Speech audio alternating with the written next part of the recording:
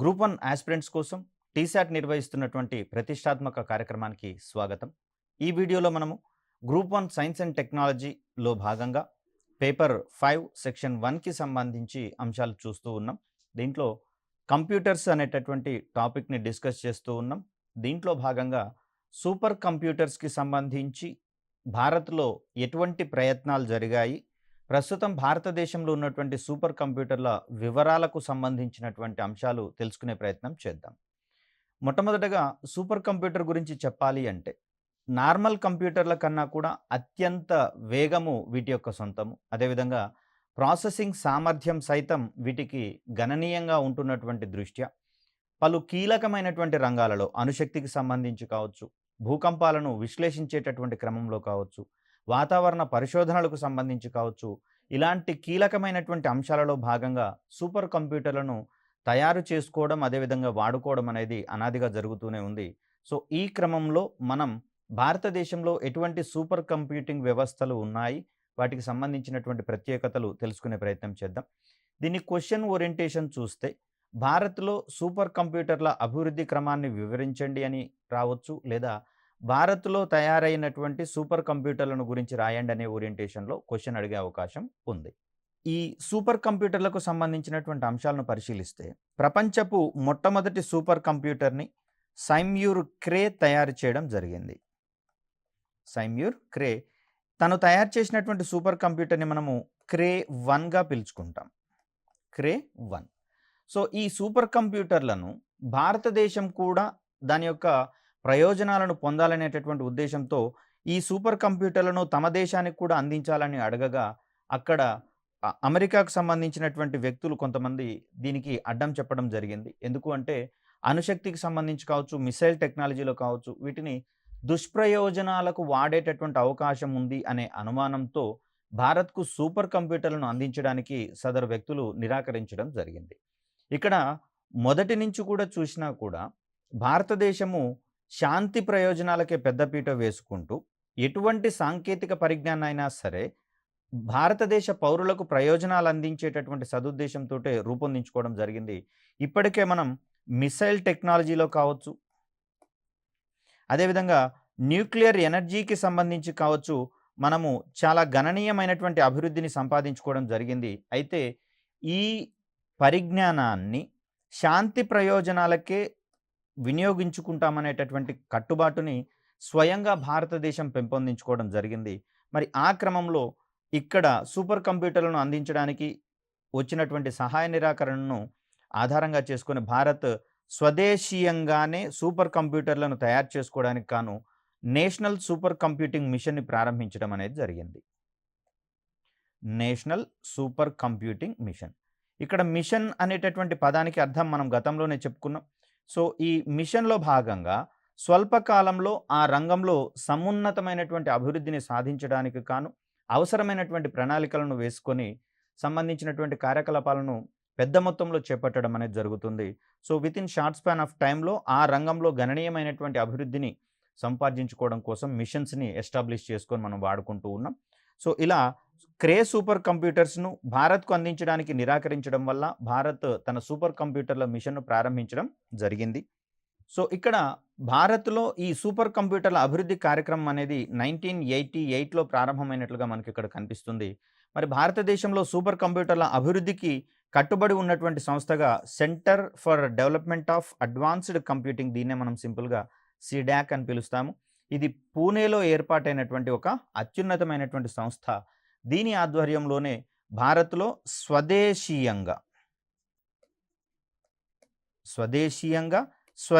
పరిజ్ఞానంతో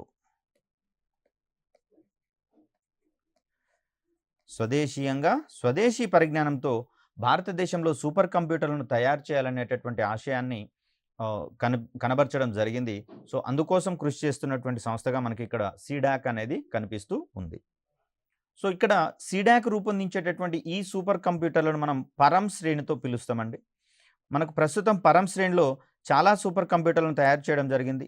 పరం 8000 మొట్టమొదటి సూపర్ కంప్యూటర్ కాగా 8600, తర్వాత 9900, తర్వాత పరం 10000. ఇదే శ్రేణిలో పరం పద్మ వంటి సూపర్ కంప్యూటర్లను సైతం మనం తయారు చేసుకుంటూ ఉన్నాం. అదేవిధంగా పరం శివాయ్, పరం బ్రహ్మ, ఇటువంటి సూపర్ కంప్యూటర్లు, కాంచన్జంగా, అంటే భారత్లో ప్రముఖమైనటువంటి పేర్లను ఈ సూపర్ కంప్యూటర్లకు ఆపాదించుకుంటూ ఆ శ్రేణిలో పరం శ్రేణిలో ముఖ్యంగా చూస్తే వీటిని మొత్తం కూడా పరం శ్రేణి సూపర్ కంప్యూటర్లు అంటాం. పరం శ్రేణిలో భాగంగా పరం 8000, పరం 8600, పరం 9900, పరం 10000, పరం పద్మ, పరం శివాయ్, పరం బ్రహ్మ, పరం కాంచన్జంగా, ఇలాగా మనకు అనేకమైనటువంటి సూపర్ కంప్యూటర్లను ఎస్టాబ్లిష్ చేసుకుంటూ అవసరమైతే విదేశాలకు సైతం వీటిని అమ్ముకుంటూ విదేశీ మారక ద్రవ్యాన్ని సైతం ఆర్జిస్తున్నటువంటి సంగతిని మనం ఇక్కడ చూసుకోవాలి. అంటే తొలుత సహాయ నిరాకరణ ఎదురైనా కూడా అది భారత్కే మేలు చేసిందనడానికి ఇది మనొక ఉదాహరణగా మనకు కనిపిస్తూ ఉంది.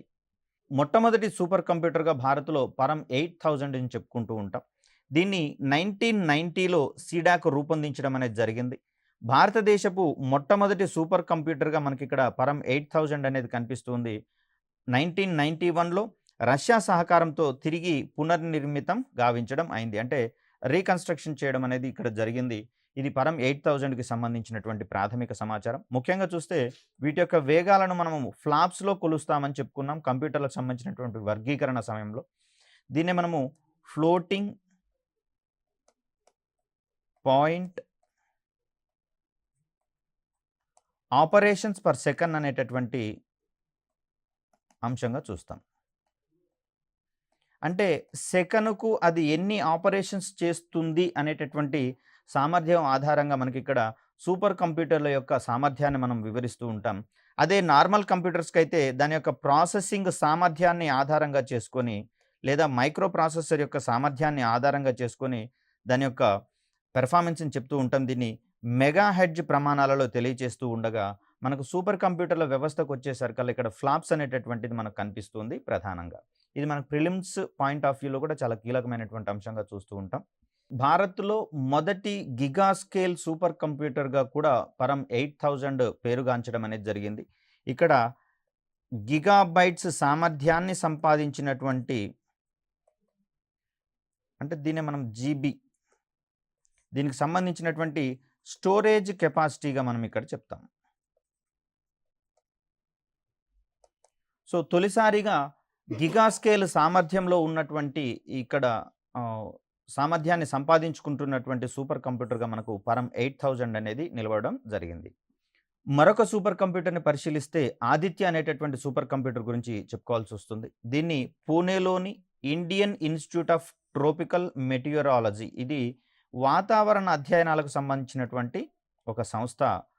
ఈ సంస్థ ఆధ్వర్యంలో ఆదిత్య అనేటటువంటి సూపర్ కంప్యూటర్ని అక్కడ ఎస్టాబ్లిష్ చేసుకొని ఇన్స్టాల్ చేసుకొని దీన్ని వినియోగించుకుంటూ ఉన్నాం. ఇది సిద్ధాంతపరంగా టెరాఫ్లాప్స్ సామర్థ్యాన్ని సాధించినటువంటి ఈ సూపర్ కంప్యూటర్ టాప్ 500 సూపర్ కంప్యూటర్ల జాబితాలో జూన్ 13న విడుదల చేసినటువంటి జాబితాలో 96వ స్థానాన్ని, అదేవిధంగా చూస్తే జూన్ 2017లో విడుదల చేసినటువంటి జాబితాలో 260వ స్థానాన్ని పొందడం జరిగింది. ప్రధానంగా ఈ సూపర్ కంప్యూటర్ని మనం వాతావరణ అధ్యయనము, అదేవిధంగా భవిష్యత్తు వాతావరణ స్థితిని అంచనా వేయడం, దీన్నే ముందస్తు అంచనాలు అంటాం. సింపుల్గా వాతావరణ ముందస్తు అంచనా, దీన్నే వెదర్ ఫోర్కాస్టింగ్ అనేటటువంటి పేరుతో కూడా పిలుస్తూ ఉంటాం. దీనికోసం వినియోగిస్తున్నట్లుగా మనకి ఇక్కడ గమనించవచ్చు. ప్రధానంగా ఆదిత్య అనేటటువంటిది వాతావరణ అధ్యయనాల కోసం రూపొందించినటువంటి సూపర్ కంప్యూటర్గా మనకి ఇక్కడ కనిపిస్తుంది. ఇక్కడ మనకు ఒక కీలకమైనటువంటి పదంగా టాప్ 500 అనేటటువంటి పదం కనిపించింది. ఇదేంటంటే ప్రపంచవ్యాప్తంగా ఉన్నటువంటి అత్యంత శక్తివంతమైనటువంటి సూపర్ కంప్యూటర్ల లిస్టుని ఇది రూపొందించి విడుదల చేస్తుంది. ప్రతి సంవత్సరం 2 సార్లు టాప్ 500 పేరుతో విడుదల చేయడం అనేది జరుగుతుంది.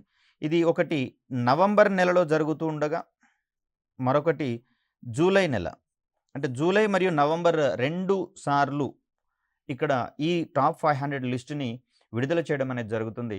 ప్రపంచవ్యాప్తంగా ఉన్నటువంటి సూపర్ కంప్యూటర్లను పరిశీలించి వాటి యొక్క శక్తి సామర్థ్యాలను అంచనా వేసుకుంటూ టాప్ 500 జాబితా అనేది ఇస్తున్నారు. దీంట్లో భాగంగానే ఇటీవల కాలంలో గ్రీన్ ఎనర్జీ 500 పేరిట కూడా మనకు లిస్ట్ అవుట్ చేయడం అనేది జరుగుతుంది. అంటే పర్యావరణ హితమైనటువంటి సూపర్ కంప్యూటర్ల జాబితాను గ్రీన్ జాబితా పేరు మీద లేదా గ్రీన్ ఎనర్జీ జాబితా పేరు మీద ఇక్కడ విడుదల చేయడం అనేది జరుగుతుంది. అంటే తక్కువ ఎనర్జీని ఉపయోగించుకుంటూ ఎక్కువ పనితీరును కనబరిచేటటువంటి లిస్టు మరొకటి సెపరేట్ చేయడం అనేది జరిగింది. అయితే ఇక్కడ మనకు ఆదిత్యకు సంబంధించి చూస్తే వెరీ రీసెంట్‌గా అంటే జూన్ 2017లో ఇది 260 స్థానాన్ని పొందినట్లుగా మనకిక్కడ కనిపిస్తూ ఉంది. అంత క్రితం విడుదల చేసినటువంటి జాబితాలో దీని యొక్క స్థానము 96గా మనకిక్కడ కనిపిస్తుంది. ప్రధానంగా చూస్తే మనది టాప్ 500 లిస్టులో ఉంటూ ఉన్నాం కానీ, టాప్ 100 జాబితాలో కొంచెం కష్టపడుతున్నట్లుగా మనకిక్కడ కనిపిస్తుంది. జాబితాలన్నింటినీ గనక పరిశీలిస్తూ ఉంటే. ఏ 1, 2 లేదా 3 కంటే ఎక్కువ సూపర్ కంప్యూటర్లు జాబితాలో మనకు చోటు సంపాదించుకున్నటువంటి పరిస్థితి కనిపిస్తుంది. అదే అమెరికా మరియు చైనాలకు సంబంధించి చూస్తే వందల సంఖ్యలో సూపర్ కంప్యూటర్లనేవి టాప్ 500 లిస్ట్‌లోకి రావడం అనేది జరుగుతుంది. అయితే భారత్ కూడా నేషనల్ సూపర్ కంప్యూటింగ్ మిషన్‌ని దశల వారీగా అమలు పరుచుకుంటూ సుమారు 70కి పైగా సూపర్ కంప్యూటర్లను దేశవ్యాప్తంగా ఎస్టాబ్లిష్ చేయాలని, అదేవిధంగా యూనివర్సిటీస్ కావచ్చు, పరిశోధనా సంస్థలు కావచ్చు, విశ్వవిద్యాలయాలకు సంబంధించినటువంటి రీసెర్చ్ వింగ్స్ కావచ్చు, వీటన్నింటిని అనుసంధానం చేస్తూ ఈ 70 సూపర్ కంప్యూటర్లను దేశవ్యాప్తంగా ఎస్టాబ్లిష్ చేయాలని చెప్పి ప్రయత్నాలనేవి జరుగుతూ ఉన్నాయి. అయితే ప్రస్తుతం ఉన్నటువంటి పరిస్థితి మాత్రం మనకు టాప్ 500లో అతి స్వల్ప సంఖ్యలో మనకు వాటా ఉండడం జరుగుతుంది సూపర్ కంప్యూటింగ్ రంగంలో. మరొక సూపర్ కంప్యూటర్ మనకిక్కడ అనుపమ్ అనేది కనిపిస్తూ ఉంది. అనుపమ్ శ్రేణిలోని సూపర్ కంప్యూటర్లను అంతర్గత అవసరాల నిమిత్తం అంటే ఇంటర్నల్‌గా వాడుకోవడానికి గాను భాభా అటామిక్ రీసెర్చ్ సెంటర్ రూపొందించడం అనేది జరిగింది. దీన్ని ప్రధానంగా reactor physics, theoretical physics, computational chemistry అంటే కంప్యూటర్ ద్వారా కెమిస్ట్రీకి సంబంధించినటువంటి అంశాలను అనాలిసిస్ చేస్తూ సంబంధిత అంశాలను అవగాహన పరుచుకునేటటువంటి శాస్త్రంగా మనకి ఇక్కడ కనిపిస్తుంది. రియాక్టర్లకు సంబంధించి న్యూక్లియర్ రియాక్టర్లకు సంబంధించినటువంటి భౌతిక శాస్త్రం కావచ్చు, అదేవిధంగా అణుశక్తికి సంబంధించినటువంటి సైద్ధాంతిక భౌతిక శాస్త్ర అంశాలను సంబంధించి కావచ్చు, దీని యొక్క వినియోగం అనేది మనకి ఇక్కడ కనిపిస్తూ ఉంది. వీటితో పాటుగా కాంప్యూటేషనల్ ఫ్లూయిడ్ డైనమిక్స్, అదేవిధంగా finite element analysis, molecular dynamical simulations మొదలైన రంగాల్లో వీటిని వినియోగించడం జరుగుతుంది. అనుపమ్ శ్రేణిలో రూపొందించిన మరో సూపర్ కంప్యూటర్ 150 టెరాఫ్లాప్స్ సామర్థ్యం కలిగినటువంటి అనుపమ్ ఆగ్రాగా మనకి ఇక్కడ కనిపిస్తూ ఉంది. వాస్తవానికి ఇక్కడ అధ్యయనం చేసేటటువంటి శాస్త్రాలను మొత్తం రాయాల్సినటువంటి అవసరం ఉందా అంటే, అక్కడ వచ్చేటటువంటి పరిధిని బట్టి 5 మార్క్స్ క్వశ్చన్ అయితే ఏదో 1 ఆర్ 2ని స్పృశించుకుంటూ వంటి కీలక రంగాలలో వినియోగిస్తున్నామని చెప్తే సరిపోతుంది. బట్ ప్రాధాన్యత ఎక్కువగా ఉన్నటువంటి క్రమంలో ఒకవేళ అది 50 మార్క్స్ ఎస్సేగా వచ్చినటువంటి క్రమంలో అక్కడ అందుబాటులో మనకు గుర్తున్న మొత్తంలో రాస్తే బెటర్ మార్క్స్ వచ్చేందుకు మనకు ఎక్కువ అవకాశం ఉంటుంది. సూపర్ కంప్యూటర్ల జాబితాలో మరొక సూపర్ కంప్యూటర్‌ని గమనిస్తే మనకు పరం యువ 2 అనేది కనిపిస్తూ ఉంది. దీనిని 160 మిలియన్ రూపాయల ఖర్చుతో కేవలం 3 నెలల వ్యవధిలోనే సీడాక్ రూపొందించినట్లుగా మనకి ఇక్కడ కనిపిస్తుంది. దీనిని స్టార్ట్ చేసినటువంటి డేట్‌గా మనకి ఇక్కడ ఫిబ్రవరి 8, 2013 అనేది కనిపిస్తూ ఉంది. ఇక్కడ పరం శ్రేణిలో ఉన్నటువంటి సూపర్ కంప్యూటర్లను అనుసంధానించడం కోసం, అదేవిధంగా వాటికి అవసరమైనటువంటి బ్రాడ్‌బ్యాండ్ సౌకర్యాలను కల్పించేటటువంటి క్రమంలో పరం నెట్ అనేటటువంటి అంశాన్ని ఇక్కడ మనం గుర్తుంచుకోవాలి. వీటికి అధిక బ్యాండ్ విడ్త్ కలిగినటువంటి అంతర్జాల సౌకర్యాలను కల్పించాల్సి వస్తుంది కాబట్టి, అందుకోసం పరం నెట్ శ్రేణిలో 1, 2, 3 వంటి సదుపాయాలను కల్పించడం అనేది జరిగింది పరం సూపర్ కంప్యూటర్లకు సంబంధించినటువంటి బ్రాడ్బ్యాండ్ కనెక్టివిటీ సౌకర్యాల కోసం. సో ఇక్కడ చూస్తే ప్రస్తుతం అందుబాటులో ఉన్న సూపర్ కంప్యూటర్ల కంటే 10 రెట్లు అధిక సామర్థ్యము, 35% తక్కువ విద్యుత్తును వినియోగించుకోవడం ఈ పరం యువ 2 యొక్క ప్రత్యేకత. దీన్ని గరిష్ట సామర్థ్యము 524 టెరాఫ్లాప్స్‌గా మనకి ఇక్కడ కనిపిస్తుంది. లిన్పాక్ బెంచ్ మార్క్ సూట్ అంటే ఇది కొంచెం టెక్నికల్‌గా ఇంటర్నల్‌గా ఉండేటటువంటి అంశంగా మనం ఇక్కడ చూస్తాం. సో వీటిని రూపొందించేటటువంటి క్రమంలో స్పెసిఫిక్ నేమ్స్ అనేవి ఉంటాయి. మనకు సాధారణంగా ఓఎస్‌లు వంటి పరిజ్ఞానాన్ని వాడుతూ ఉంటాం. అదేవిధంగా స్టోరేజ్‌కి సంబంధించి అక్కడ జీబీ, టీబీ అనేటటువంటి పదజాలం వాడుతూ ఉంటాం. కానీ ఇక్కడ సూపర్ కంప్యూటర్లు అనేవి వాస్తవానికి ప్యారలల్ కంప్యూటింగ్ ఆధారంగా పనిచేసేటటువంటి మిషన్స్‌గా మనకి ఇక్కడ కనిపిస్తూ ఉన్నాయి. అంటే అనేకమైనటువంటి కంప్యూటర్ ప్రాసెసింగ్ వ్యవస్థలను ఒకదానితో ఒకటి అనుసంధానించి వాటి యొక్క సామర్థ్యాన్ని గరిష్టం చేస్తూ అన్ని మిషన్ల యొక్క సామర్థ్యాలను ఒక్కతాటి మీద నడిపిస్తూ పనిచేసేటటువంటి ఒక వ్యవస్థగా మనకిక్కడ ఈ సూపర్ కంప్యూటర్ల వింగ్ అనేది కనిపిస్తుంది. దీంట్లో ప్రధానంగా చూస్తే మనకు నోడ్స్ అనేటటువంటి పదజాలం కనిపిస్తుంది. ఈ నోడ్స్ అంటే ఏంటంటే శక్తివంతమైనటువంటి సిపియులు లేదా ఇతర కంప్యూటర్ వ్యవస్థలను ఒకదానితో ఒకటి అనుసంధానించడం ద్వారా భారీ పరిమాణంలో ఉండేటటువంటి సూపర్ కంప్యూటింగ్ వ్యవస్థలను ఎస్టాబ్లిష్ చేసుకోవడం అనేది జరుగుతుంది. ఆ క్రమంలో మనకిక్కడ దీనికి సంబంధించినటువంటి సాఫ్ట్‌వేర్‌కి సంబంధించిన అంశంగా లిన్‌ప్యాక్ బెంచ్‌మార్క్ సూట్ అనేటటువంటిది మనకు కనిపిస్తుంది. దీని యొక్క గరిష్ట సామర్థ్యాన్ని గనక మనం గమనిస్తే 360.8 టెరాఫ్లాప్స్‌గా మనకిక్కడ కనిపిస్తూ ఉంది. సో, ఇక్కడ ఇన్‌స్టాల్డ్ కెపాసిటీ ఒకటి మనకు కనిపిస్తుంది. ఇన్‌స్టాల్డ్ కెపాసిటీ ఒకటి కాగా ఆపరేషనల్ కెపాసిటీ ఒకటి కనిపిస్తుంది. కాబట్టి అక్కడ అవసరమైనటువంటి సందర్భాలలో మనకు తెలిసినటువంటి అక్యురేట్ విలువని మెన్షన్ చేస్తే మనకక్కడ సరిపోతుంది. ఈ విధమైనటువంటి ఓరియంటేషన్‌లో అంటే తక్కువ శక్తిని వినియోగించుకోవడం, అదేవిధంగా 524 టెరాఫ్లాప్స్ వరకు అది సామర్థ్యాన్ని సంపాదించుకోవడం ద్వారా నవంబర్ 2012 టాప్ 500 జాబితాలో టాప్ 500 జాబితాలో ఇది 62వ స్థానాన్ని సంపాదించినట్లుగా మనకిక్కడ కనిపిస్తుంది.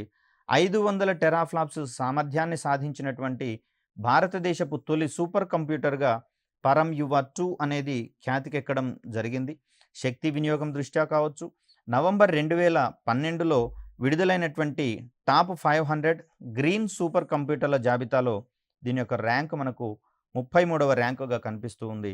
ఇప్పటికి కూడా టాప్ 500 జాబితాలో టాప్ 10 సూపర్ కంప్యూటర్ల లిస్టులో భారతదేశానికి సంబంధించినటువంటి సూపర్ కంప్యూటర్ లేకపోవడం శోచనీయం. అంటే మరొక క్రమంలో కొన్ని దేశాలు ఏం చేస్తున్నాయంటే వాటి యొక్క సూపర్ కంప్యూటర్లను గనక ప్రపంచానికి వెల్లడిస్తే వాటి సామర్థ్యానికి మించినటువంటి సామర్థ్యాలను అవి సంపాదించుకునేందుకు ప్రయత్నం చేస్తాయన్న ఉద్దేశంతోటి కొన్ని ఉద్దేశపూర్వకంగా కూడా వాటి యొక్క ఫుల్ డీటెయిల్స్‌ని అందించడం లేదు కాబట్టి సరే ఏది ఎలా జరిగినా కూడా టాప్ 100లో కాదు టాప్ 10 విషయానికొస్తే భారతదేశం యొక్క ప్రాధాన్యత చాలా స్వల్పం, అసలు దాదాపుగా లేదనే మనం చెప్పుకోవచ్చు. ఇటీవల కాలంలోనే టాప్ 100 లిస్ట్ వరకు చేరుకున్నటువంటి క్రమాన్ని చూస్తూ ఉన్నాం భారతదేశంలో సూపర్ కంప్యూటర్లకు సంబంధించి టాప్ 500 లిస్టులో. అదేవిధంగా ఈ సూపర్ కంప్యూటర్ అవతరణతో భారత్ భవిష్యత్తులో 500 టెరాఫ్లాప్స్ కంటే ఎక్కువ సామర్థ్యం కలిగినటువంటి సూపర్ కంప్యూటర్ల తయారీకి ముందడుగు వేస్తోంది.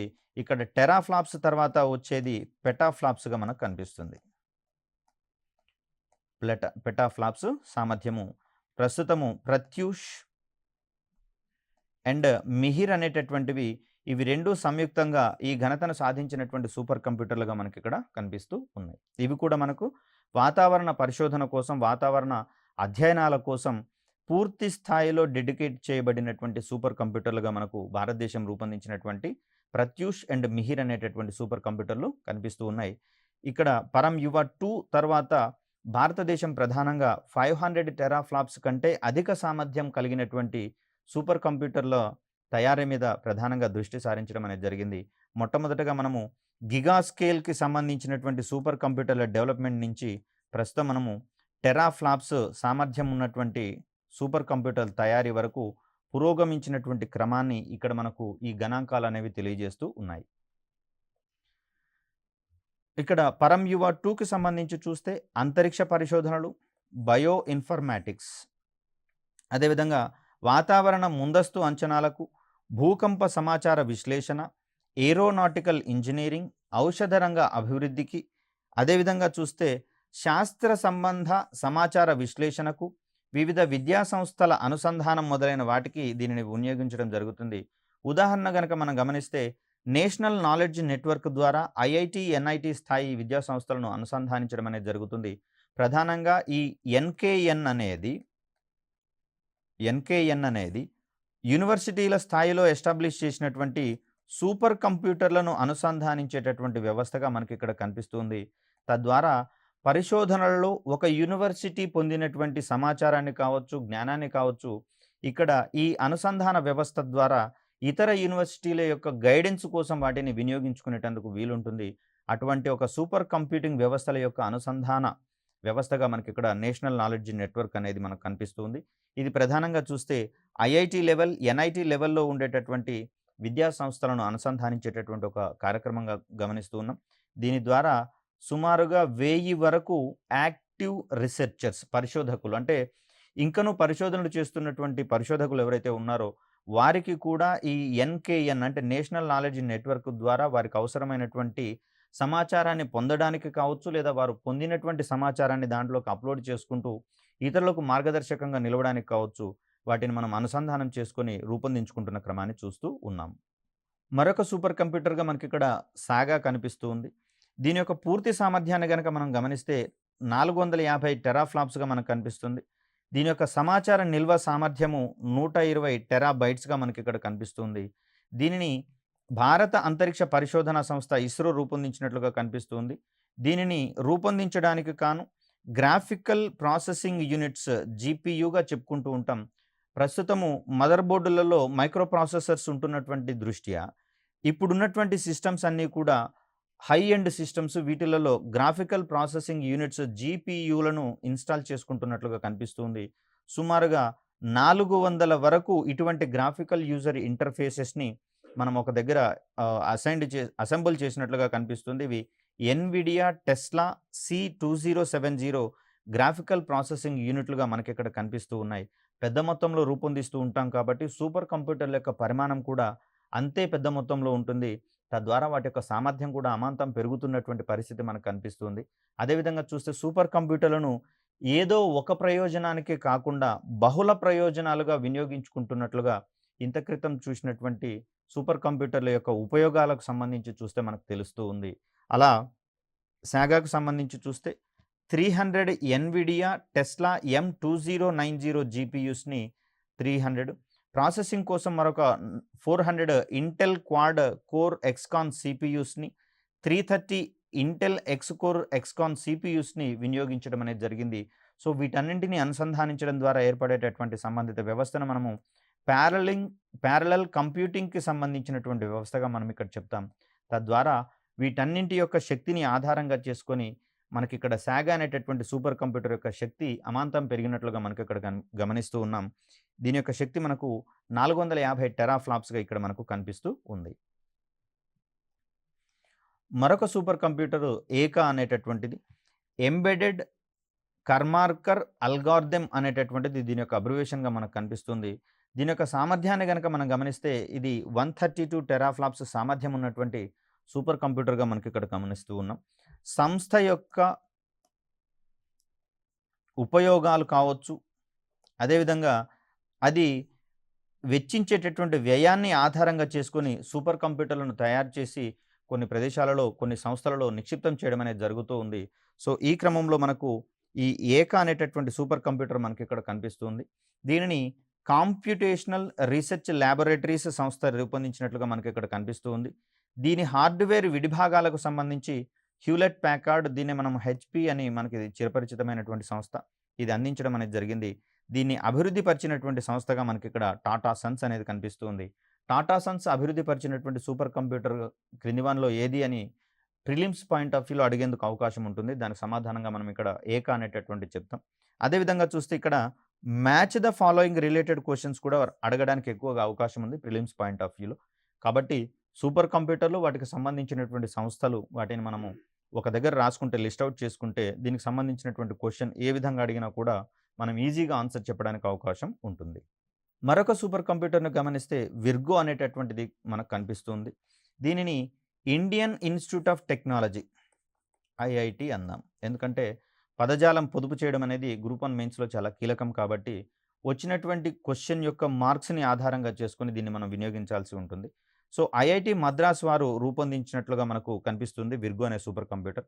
దీని యొక్క సామర్థ్యాన్ని గమనిస్తే 91.1 టెరాఫ్లాప్స్‌గా మనకు కనిపిస్తుంది. నవంబర్ 2012లో వెలువరించినటువంటి టాప్ 500 జాబితాలో ఇది 364 ప్లేస్‌ని పొందినట్లుగా మనకి ఇక్కడ కనిపిస్తుంది. దీని తయారీలో 292 కంప్యూటర్ నోడ్స్‌ని, 2 మాస్టర్ నోడ్స్, అదేవిధంగా 4 స్టోరేజ్ నోడ్స్‌ను ఎస్టాబ్లిష్ చేసినట్లుగా, అసెంబుల్ చేసినట్లుగా మనకి ఇక్కడ కనిపిస్తుంది. తద్వారా ఇది పొందినటువంటి సామర్థ్యం మనకి ఇక్కడ 91 టెరాఫ్లాప్స్ అనేది కనిపిస్తుంది. దీని శక్తిని ఆధారంగా చేసుకొని, శక్తి సామర్థ్యాలను ఆధారంగా చేసుకొని నవంబర్ 2012లో వెలువరించినటువంటి టాప్ 500 జాబితాలో దీని యొక్క ప్లేస్ మనకు 364గా కనిపిస్తూ ఉంది. సో దీనికి సంబంధించి మరిన్ని అంశాలు చూస్తే లిన్ప్యాక్ సామర్థ్యం ఆధారంగా భారతదేశ విశ్వవిద్యాలయాలన్నింటిలోకి అత్యంత వేగవంతమైనటువంటి సూపర్ కంప్యూటర్గా విర్గో అనేది ఖ్యాతికెక్కడం జరిగింది. దీని సిద్ధాంతపరమైనటువంటి సామర్థ్యం దీన్నే ఆర్పీక్ కెపాసిటీ అంటాము. ఇది 97.843 టెరాఫ్లాప్స్గా మనకి ఇక్కడ కనిపిస్తుంది. అదేవిధంగా శక్తి సమర్థత వినియోగంలో ప్రపంచవ్యాప్తంగా 5వ స్థానాన్ని పొందినట్లుగా మనకి ఇక్కడ కనిపిస్తుంది. భారతదేశ వ్యాప్తంగా చూస్తే ఆనాటికి మొదటి స్థానాన్ని సంపాదించుకుంటున్నట్లుగా ఇక్కడ మనకు కనిపిస్తూ ఉంది. ఇక్కడ మనకు సూపర్ కంప్యూటర్ల యొక్క శక్తిని టెరాఫ్లాప్స్లో చెప్తూ ఉన్నాం. అయితే అది వినియోగించేటటువంటి శక్తిని బేరీజు వేసుకుంటూ అక్కడ గ్రీన్ సూపర్ కంప్యూటర్ల జాబితాను కూడా వెలువరిస్తూ ఉన్నాం. కాబట్టి ఇక్కడ అత్యంత తక్కువ శక్తిని వినియోగించేటటువంటి క్రమంలో ప్రపంచవ్యాప్తంగా ఇది ఎస్టాబ్లిష్ చేసిన నాటికి 5వ స్థానాన్ని పొందినట్లుగా భారతదేశ వ్యాప్తంగా మొదటి స్థానంలో ఉన్నట్లుగా మనకి ఇక్కడ కనిపిస్తూ ఉంది. మరొక సూపర్ కంప్యూటర్గా విక్రమ్ 100 అనేది మనకు కనిపిస్తుంది. దీనిని జూన్ 26, 2015న ప్రొఫెసర్ యుఆర్ రావు గారిచే ఫిజికల్ రీసెర్చ్ ల్యాబొరేటరీ అహ్మదాబాద్లో ఉందండి ఇది. సో ఇక్కడ ప్రారంభించడం అనేది జరిగింది. దీని యొక్క సామర్థ్యాన్ని గమనిస్తే 100 టెరాఫ్లాప్స్ కనిపిస్తూ ఉన్నాయి. దీనిని రూపొందించడానికి 97 కంప్యూటర్ నోట్స్, అదేవిధంగా ప్రతి దానిలో 2 ఇంటెల్ ఎక్స్కాన్ E5 2670 V3 గ్రాఫిక్స్ నోట్స్ని, అదేవిధంగా 2.3 GHz సామర్థ్యం కలిగినటువంటి 12 కోర్ ఇంటెల్ హాస్వెల్ సిపియులను వాడడం జరిగింది. 256 GB ర్యామ్, అదేవిధంగా 500 GB స్టోరేజ్ సామర్థ్యం దీనికి ఉన్నట్లుగా కనిపిస్తుంది. భారత్లో అత్యంత వేగవంతమైనటువంటి సూపర్ కంప్యూటర్లలో విక్రమ్ 100 యొక్క స్థానంగా మనకి ఇక్కడ 13 అనేది కనిపిస్తూ ఉంది. ఇది కూడా one of the powerful super computer in ఇండియాగా మనకి ఇక్కడ కనిపిస్తూ ఉంది. అదేవిధంగా మరొక సూపర్ కంప్యూటర్గా పరం యువ. ఇక్కడ పరం యువలో భాగంగా ఇంత క్రితం పరం యువ 2కి సంబంధించిన అంశాలు చూశాము. ఇప్పుడు పరం యువకు సంబంధించిన అంశాలు చూస్తే సిడాక్ రూపొందించినటువంటి పరం శ్రేణిలోని సూపర్ కంప్యూటర్లలో మరొకటి పరం యువ. దీని యొక్క సామర్థ్యాన్ని గమనిస్తే 54 టెరాఫ్లాప్స్గా మనకి ఇక్కడ కనిపిస్తూ ఉంది. సో మరొక సూపర్ కంప్యూటర్గా సూపర్నోవా కనిపిస్తుంది మనకు. దీన్ని రూపొందించినటువంటి సంస్థగా విప్రో అనేది కనిపిస్తూ ఉంది. విప్రో ఇన్ఫోటెక్, విప్రో వారి ఇక్కడ ఐటీ రిలేటెడ్ ఆర్గనైజేషన్గా విప్రో ఇన్ఫోటెక్ అనేది కనిపిస్తుంది. ఇది సూపర్నోవా శ్రేణిలోని సూపర్ కంప్యూటర్లను అభివృద్ధి పరుస్తున్నట్లుగా మనకి ఇక్కడ ప్రధానంగా కనిపిస్తూ ఉంది. అదేవిధంగా చూస్తే ప్రత్యూష్ మరియు మిహిర్ అనేటటువంటి సూపర్ కంప్యూటర్లు ఇటీవల వెలుగులోకి రావడం అనేది జరిగింది. ఇవి పూర్తి స్థాయిలో వాతావరణ పరిశోధనల కోసం అంకితమైనటువంటి సూపర్ కంప్యూటర్లుగా మనకు కనిపిస్తూ ఉన్నాయి. ఇవి హై పెర్ఫార్మెన్స్ కంప్యూటింగ్. ఇటీవల కాలంలో ప్రధానంగా సూపర్ కంప్యూటర్లను ఈ పేరుతో పిలుస్తూ ఉన్నాం, హెచ్పిసి లేదా హై పెర్ఫార్మెన్స్ కంప్యూటింగ్. వీటిని 8 జనవరి 2018న కేంద్ర సైన్స్ అండ్ టెక్నాలజీ మంత్రి డాక్టర్ హర్షవర్ధన్ ప్రారంభించడం అనేది జరిగింది. ప్రత్యూష్ మరియు మిహిర్కి సంబంధించిన సూపర్ కంప్యూటింగ్ వ్యవస్థలని. వీటిని వరుసగా పూణేలోని Indian Institute of Tropical Meteorology, అదేవిధంగా నోయిడాలోని మీడియం రేంజ్ వెదర్ ఫోర్కాస్ట్ అనేటటువంటి 2 ప్రభుత్వ రంగ సంస్థల్లో ఏర్పాటు చేయడం అనేది జరిగింది. ప్రధానంగా వాతావరణ అధ్యయనాల కోసం అనుకున్నాం కాబట్టి అందులో నిమగ్నమై ఉన్నటువంటి 2 సంస్థలు పూణే మరియు నోయిడాలో ఉన్నటువంటి సంస్థలలో వీటిని ఎస్టాబ్లిష్ చేయడం అనేది జరిగింది. పూణేలో ప్రత్యూష్ అనేటటువంటి సూపర్ కంప్యూటర్ని ఎస్టాబ్లిష్ చేసినట్లుగా, నోయిడాలో మనకు మిహిర్ అనేటటువంటి సూపర్ కంప్యూటర్ని ఎస్టాబ్లిష్ చేసినట్లుగా మనకి ఇక్కడ కనిపిస్తూ ఉంది. సో జనవరి 2018 నాటికి 6.8 పెటాఫ్లాప్స్ గరిష్ట వేగంతో ప్రత్యూష్ మరియు మిహిర్ 2 భారతదేశంలోని అత్యంత వేగవంతమైనటువంటి సూపర్ కంప్యూటర్లుగా ఆవిర్భవించడం అనేది జరిగింది. ఇక్కడ 6.8 పెటాఫ్లాప్స్ అనేవి రెండిటి యొక్క సంయుక్త సామర్థ్యంగా మనం చూడాల్సి ఉంటుంది. అంటే ఒక్కొక్క దానిది కాదు, రెండింటి యొక్క సామర్థ్యాన్ని మనం గణిస్తే, అంటే సంయుక్తంగా చూస్తే మనకు 6.8 పెటాఫ్లాప్స్గా మనకి ఇక్కడ కనిపిస్తుంది. వీటిని రూపొందించడానికి గాను మొత్తంగా 438.9 కోట్లు ఖర్చు చేయడం జరిగింది. ప్రత్యూష్ అనేటటువంటి పదానికి ఉదయించే సూర్యుడు అని సంస్కృత భాషలో అర్థం అనేది మనకు కనిపిస్తుంది. ఇక్కడ ప్రత్యూష సామర్థ్యము ఇండివిడ్యువల్గా చూస్తే 4 పెటాఫ్లాప్స్, మిహిర్ సామర్థ్యాన్ని గమనిస్తే 2.8 పెటాఫ్లాప్స్, సంయుక్తంగా చూస్తే 6.8 పెటాఫ్లాప్స్ సామర్థ్యంగా ప్రత్యూష్ మరియు మిహిర్ వ్యవస్థలకు సంబంధించినటువంటి ఉమ్మడి సామర్థ్యాన్ని మనం ఇక్కడ గణిస్తూ ఉన్నాం. సో ఇవి సంయుక్తంగా 6.8 పెటాఫ్లాప్స్ మిశ్రమ అవుట్పుట్ను అందించడం అనేది జరుగుతుంది. భారతదేశంలోని వాతావరణ అంచనా మరియు వాతావరణ పరిశీలన రంగాలలో ప్రత్యూష్ మరియు మిహిర్ ఉపయోగించబడుతున్నాయి. ఈ కార్యక్రమాల కోసం అంకితం చేయబడినటువంటి మొట్టమొదటి సూపర్ కంప్యూటింగ్ వ్యవస్థలుగా ఇవి 2 పేరుగాంచడం జరిగింది. అదేవిధంగా చూస్తే ఋతుపవనాలను అధ్యయనం చేయడం, చేపలు పట్టడము, గాలి నాణ్యత, సునామీ, తుఫానులు, భూకంపాలు, మెరుపులు మరియు వరదలు, కరువు వంటి ఇతర సహజ విపత్తుల పరంగా ఇవి దేశానికి మెరుగైనటువంటి సూచనలు చేయడానికి ఈ వ్యవస్థ సహాయపడుతుంది. ఇది ప్రధానంగా ఈ రంగాలలో చేసేటటువంటి అధ్యయనాల ఆధారంగా ఏదైనా ప్రమాదకరమైనటువంటి పరిస్థితులు గనక గమనించినట్లయితే సంబంధిత విభాగాలను అలర్ట్ చేయడానికి కూడా మనకిక్కడ పనిచేసేటటువంటి వ్యవస్థలుగా కనిపిస్తూ ఉన్నాయి. సో, వీటిలలో మరొక ముఖ్యమైనటువంటి అంశం జపాన్, యునైటెడ్ స్టేట్స్ మరియు యునైటెడ్ కింగ్డమ్ తర్వాత వాతావరణ మరియు వాతావరణ పరిశోధన కోసం అంకితం చేయబడినటువంటి హై పెర్ఫార్మెన్స్ కంప్యూటింగ్ వ్యవస్థగా ప్రత్యూష్ మరియు మిహిర్ అనేది పేరుగాంచడం అనేది జరిగింది. సో, ఇవి స్థూలంగా చెప్పాలంటే భారతదేశంలో సూపర్ కంప్యూటర్లకు సంబంధించినటువంటి ప్రాథమిక సమాచారము. దీంట్లో ఏ సంస్థలో ఏ సూపర్ కంప్యూటర్ అనేది ఎస్టాబ్లిష్ చేయడం అనేది కొంచెం మనకు ప్రిలిమ్స్ పాయింట్ ఆఫ్ వ్యూలో కూడా ఇంపార్టెంటే. సో, ఆ క్రమంలో మనము రెండింటిని సంయుక్తంగా చదివినట్లయితే, రెండింటిని మిక్స్ చేస్తూ చదివినట్లయితే మిక్స్డ్ స్ట్రాటజీలో మనకు ఎక్కువ మార్కులు వచ్చేందుకు అవకాశం ఉంటుంది. మరొక చక్కటి వీడియోతో మిమ్మల్ని కలిసే ప్రయత్నం చేస్తాను. అప్పటి వరకు సెలవు. ధన్యవాదాలు.